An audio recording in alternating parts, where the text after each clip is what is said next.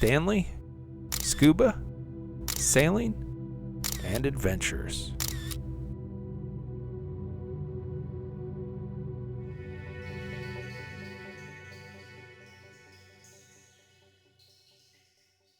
I appreciate you being here with me. If this is your first time, please hit that subscribe button. Today we'll be field testing the Chasing Gladius Mini S underwater drone and grabber claw B. I was trying to decide where to test the underwater drone, and it came to me, Mermet Springs, the home of first-class diving. So I reached out to Glenn to see if I could coordinate a time to bring down the underwater drone and get it in the water. If you've never been diving at Mermet Springs, I highly encourage you to check it out. Here I am on the dock preparing to launch the drone for the first time. In this video, we're really just going to focus on the in-water operation. I did another detailed video last week on the assembly and operating instructions.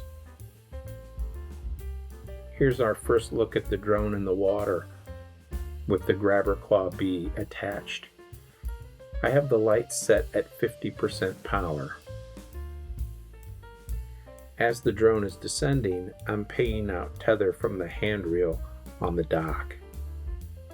Depending on the conditions and if they're suitable, paying out tether from the manual handrail ahead of time might be advantageous. Chasing does make a reel system with a hand crank. If I get the opportunity to test one of those, I will absolutely share the results. I have the thrusters on the drone set to 25% power for this first dive. I've never operated an underwater drone before, and I'm surprised at how easy it is. Here we are on the dock, that's me, and here is the sunken school bus that we're going to explore.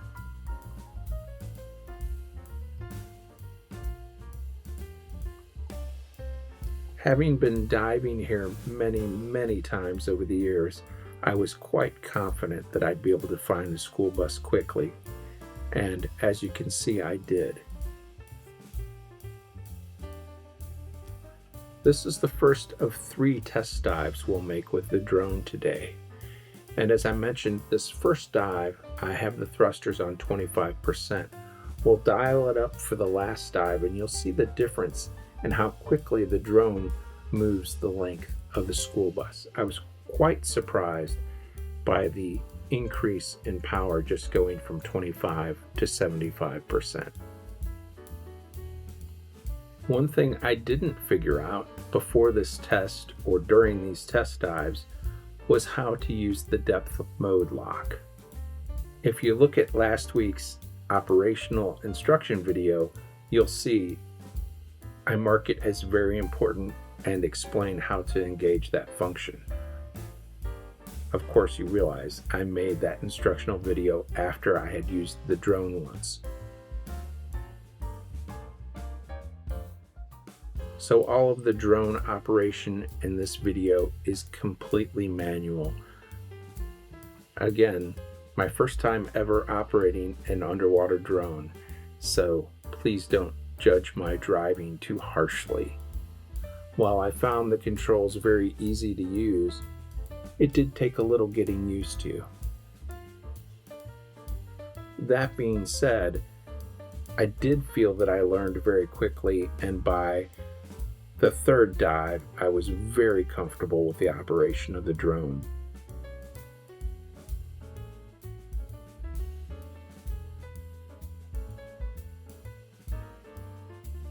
The same thing with the grabber claw B. Between dives 2 and 3, we will test out the grabber claw B. We'll pick up a couple objects and move them and drop them.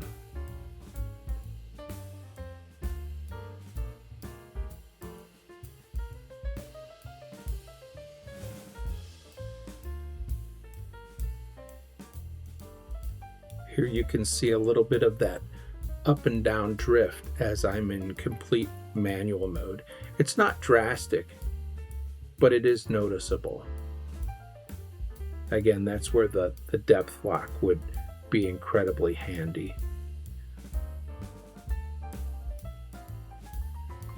In regard to the grabber claw B's operation, I'm using the wheel, not the button.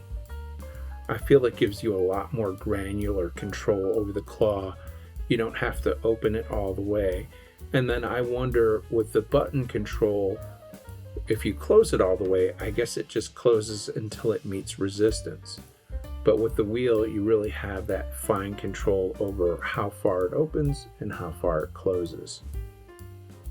Just personal preference.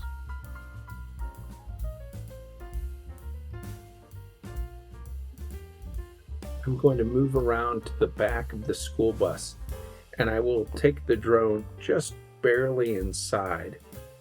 The reason I didn't drive it completely into the back of the school bus, well, the weather was cold, and I didn't know if I would be able to get it stuck, being my first time operating it, and I did bring my scuba gear, but I didn't want to have to go in after it. So for today, it's just a quick look inside the school bus.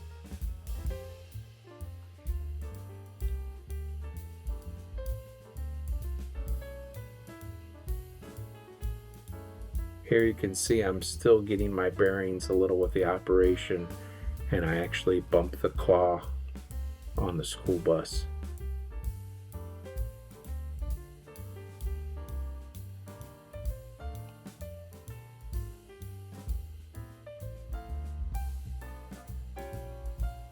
I'm impressed with the quality of the video. I am of course running 4K and the highest frame rate possible.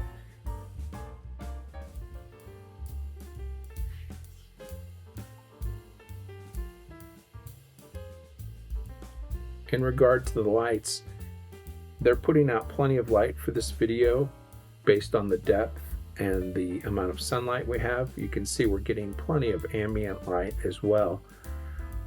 And the depth here is 25 feet roughly to the bottom of the school bus. To be completely honest, I didn't find the setting to turn the light up until I started working on the operational video. So going forward, I'll probably dial those lights up a little bit.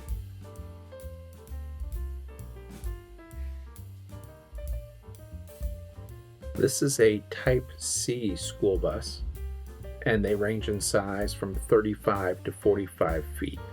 Now this is an older school bus, so I'm not exactly sure of the length, but pretty sure it's the Type C, which means it's somewhere between 35 to 45 feet long. Get ready for a change and tell me if you can see the difference. As with any underwater video, a little color correction helps. So here I've done some manual color grading to the underwater video captured by the Chasing Gladius Mini S.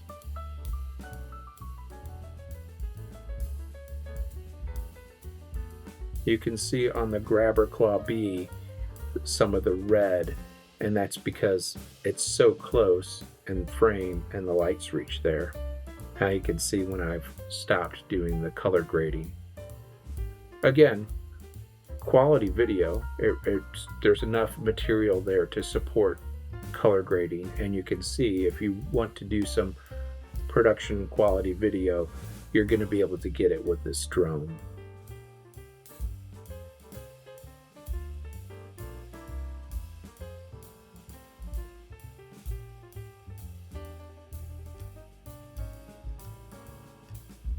Again, first time underwater drone operator.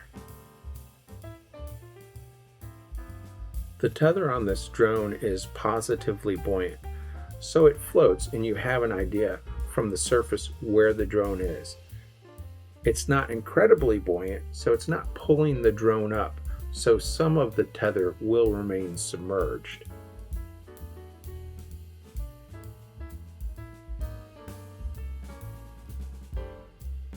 There's a compass in the display for navigation, but if you were to become completely disoriented, you could turn the drone around and just follow the tether back to where you came from.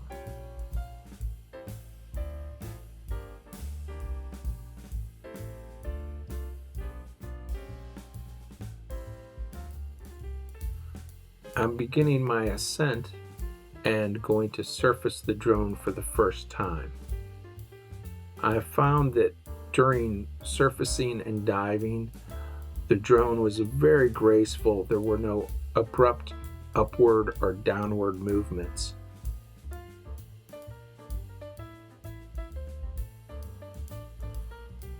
Here you can see the dock clearly coming into view, and you can see the tether floating in the water up to the right.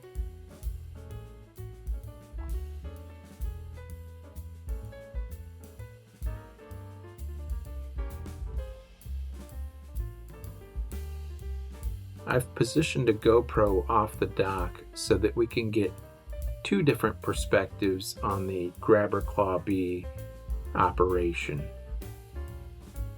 Do you see the GoPro hanging off the dock there in front of us?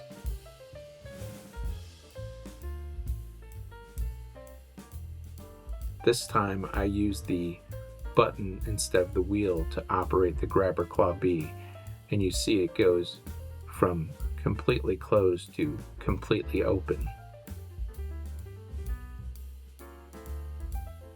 Moving a little closer to the GoPro.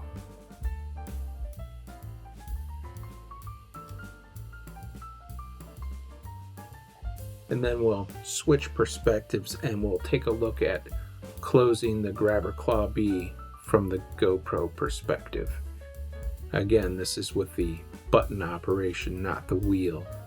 And you see it goes very quickly from the completely open to completely closed mode. At this point, I decided to bring the drone up to the surface and park it on the dock steps.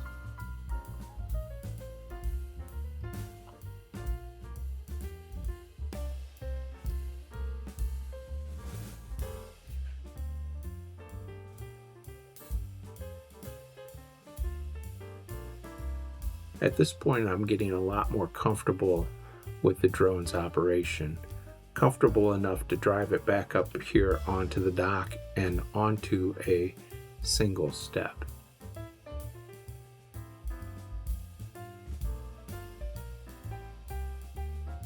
I find the operation very user-friendly.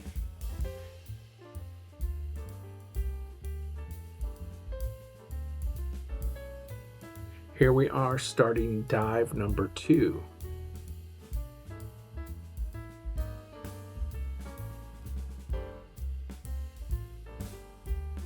Again, the diving is slow and steady.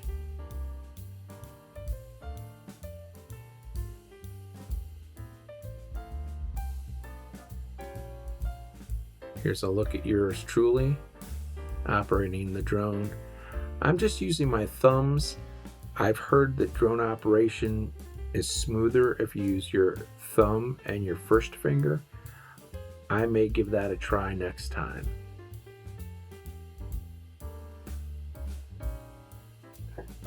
This is dive 2, and I'll make another pass down the length of the school bus. Again, the lights are still at 50%. The thrusters are set at 25%, and the grabber claw bee is still set on the button control. A single button push takes us to completely open, and another single button push takes us to completely closed.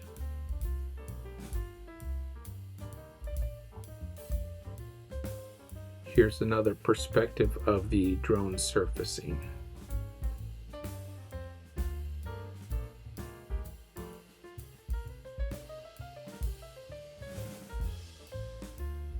Here's an example of how you might use the tether to find your way back if the drone is not in sight.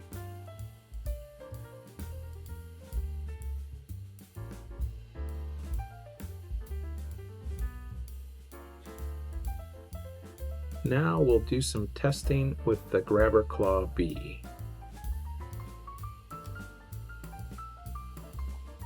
I didn't bring anything to test the claw with, so I decided to throw a rock in on this platform. There's our rock. We will attempt to pick up. This is the Grabber Claw B Test 1. Here I have the claw switched to the wheel, so I have a lot more granular control over the opening and closing. I didn't want it to close really hard on a rock. Feeling a little more confident with my drone operation, I decided I could lift the rock up and show it to myself. And I guess at this point, really, you could retrieve that by hand from the drone. I didn't need the rock, so I decided just to back away from the dock and steps and drop it into the open water.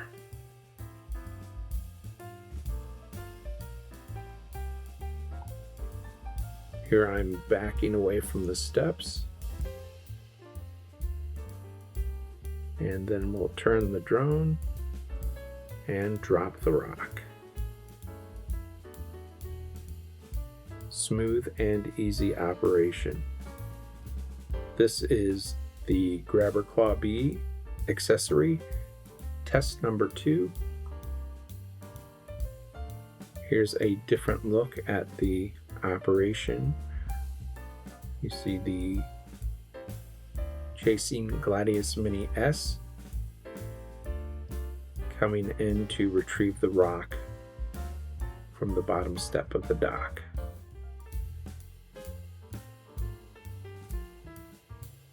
I found myself watching the drone this time instead of the display, and I felt that my driving was not as good as the first time. So lesson learned here, use the display, even if you have great visibility. At least that's my personal observation.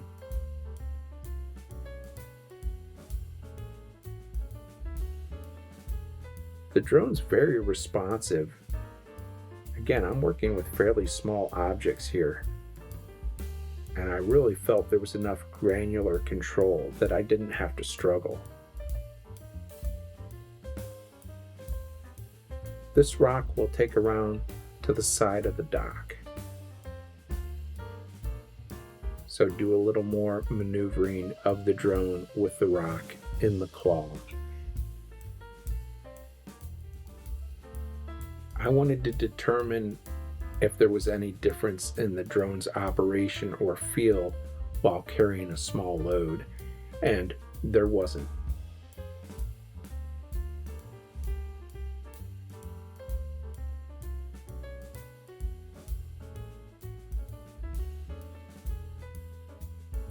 Here we are back to the drone's view, and I'll lift the rock almost to the surface so that we can get a shot of the drone from the surface as well.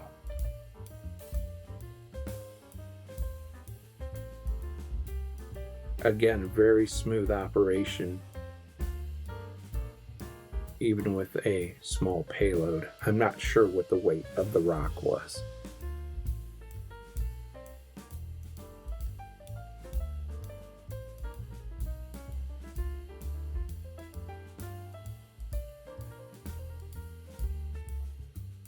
That's test 2 of the Grabber Claw B accessory. We'll close the claw and move on to dive 3. Now I've got the power turned up on the thrusters to 75%, and look how much faster the drone moves. I can really zip down the length of the school bus. On the first 2 dives, as I was moving down the length of the bus, I had it all the way forward, just as I did the second time. I found it a little more difficult for me personally to control the drone at 75%. It really moves quite fast. And perhaps as I get better, I'll be more comfortable with that. At this point, I can't imagine myself driving the drone at 100%.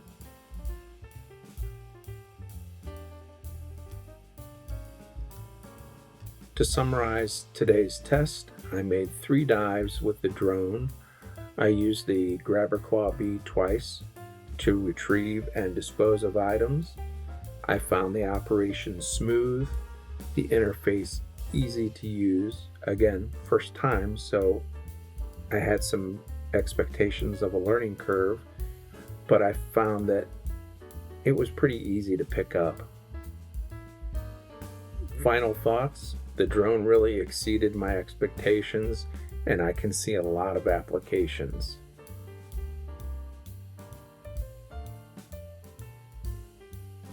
Thanks for watching. Please don't forget to subscribe, like, and comment.